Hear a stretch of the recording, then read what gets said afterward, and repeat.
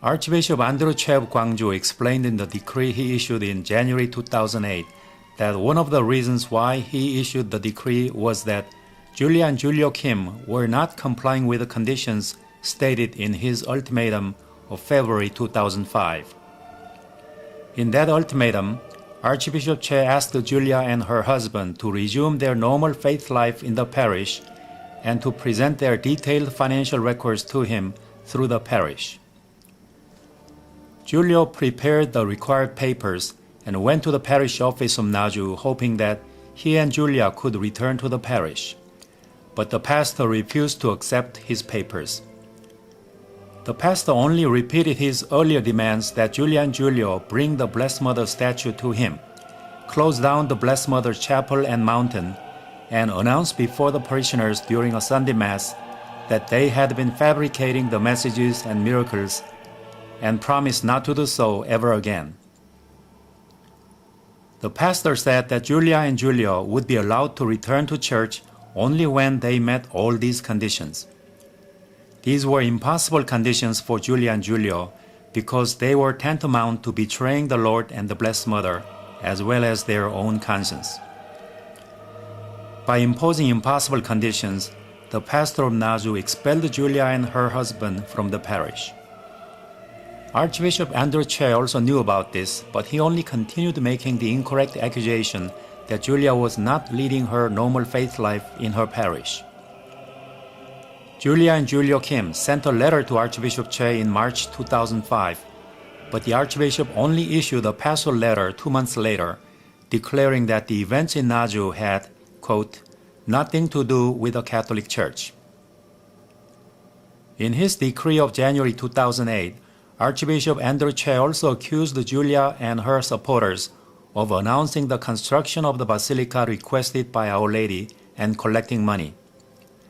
The fact is, however, that nobody has announced the construction of the basilica or collected money for that purpose. Raising funds and beginning the construction of the basilica will be possible only after the official approval of Naju by the Church. All the pilgrims know this and also know that the Archbishop's accusation is not true. The Naju supporters are also accused of having criticized the Gwangju Archbishop and other bishops in Korea, but all they have done is to point out the apparent serious doctrinal errors concerning the Holy Eucharist in the Declaration on Naju, and to call for an investigation of this and, if necessary, to correct it.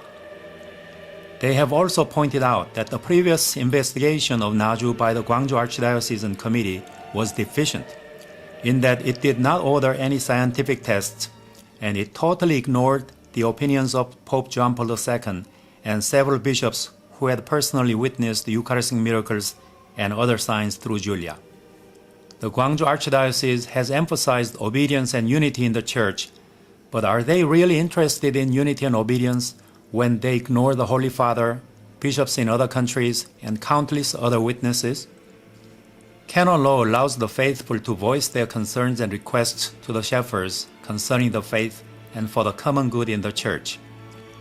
The supporters of Naju know that they have the obligation to obey their bishops and priests, but they also know that this teaching authority in the Church is an instrument for defending and promoting God's truth and is not above the truth, as clearly taught in the Catechism of the Catholic Church. True unity in the Church is possible only when it is based on the truth. Unity that stands on errors is not true unity and will not be pleasing to God. As the Gwangju Archbishop's decree of January 2008 distorts the facts of Naju and is based on the declaration, which seems to contain serious errors on the Holy Eucharist, the validity of this decree is in serious doubt. The decree also fails to conform to the following canon law. A legislator is not to threaten automatic penalties, unless perhaps against certain particularly treacherous offenses, which either can result in more serious scandal or cannot be effectively punished by means of inflicted penalties. A legislator is not to establish censures, especially excommunication, except with the greatest moderation and only for more serious offenses. Father Aloysius Hongbin-chang. I saw the Blessed Mother's tears in Naju for the first time in 1991 and experienced a profound conversion. I gave up golf, smoking, and card games, and have made more efforts to pray and spend more time in preparation for Mass. I have also made myself more available to those who want to make their confession. Lately, however, there is a vicious false rumor widely spread through the Catholic TV and news media that I have been excommunicated. I am still allowed to continue my priestly function of celebrating Mass every day. How is this an excommunication? It is not true that I have been excommunicated. I became a priest to witness to the Lord's truths, as the Lord Himself came to this world to witness to the truth. Therefore, I cannot deny the truthfulness of the Blessed Mother of Naju under any persecutions. The truth of Naju will be made known before long. The Lord and the Blessed Mother chose Juliakim as an instrument for giving us more grace and more love. Naju is truly a holy place where we carry the cross following the Lord and the Blessed Mother. The sick are cured, the wounded are consoled, and the broken families regain love and peace. Those who make pilgrimages to Naju are not vain people who only seek miracles out of curiosity. Instead, they make diligent efforts to become more lowly and humble people like children and abandon every vain attachment in their daily lives. Saint Francis de Sales said the following: Many have been greatly mistaken as to this condition of obedience, believing that it consisted in doing at random whatever should be commanded, even were it contrary to the commandments of God and of the Holy Church. In all that relates to the commandments of God, just as superiors have no power whatever to give any contrary command, so in such a case, inferiors have no obligation to obey. Indeed, if they did so, they would sin. Naju has withstood the ever-intensifying persecutions over the past 23 years. If the messages and signs in Naju were false, they would have disappeared long ago under the heavy persecutions. God's work, however, cannot be destroyed or blocked by human power or the devil's attacks. The fact that the number of pilgrims continues increasing despite the persecutions, and the number of people experiencing true conversion, restoring their faith, and peace and love in their families is also on the rise.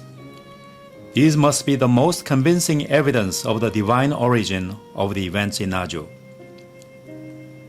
When Naju is officially recognized by the Church and more clergy and religious also participate in practicing and promoting the messages in Naju, which are only faithful echoes of the Lord's gospel messages 2,000 years ago, many more souls will be saved, and peace and love will replace hatred, violence, and other moral problems in this world. Let us pray hard that the obstacles be removed and Naju be officially approved as soon as possible. When God sends us so many important messages and signs as in Naju, He must have a very serious reason and a very important goal. We have no doubt that this divine goal is nothing else than a worldwide conversion of all people to the true Catholic faith and the restoration of true peace, harmony, and charity among all the peoples in the world.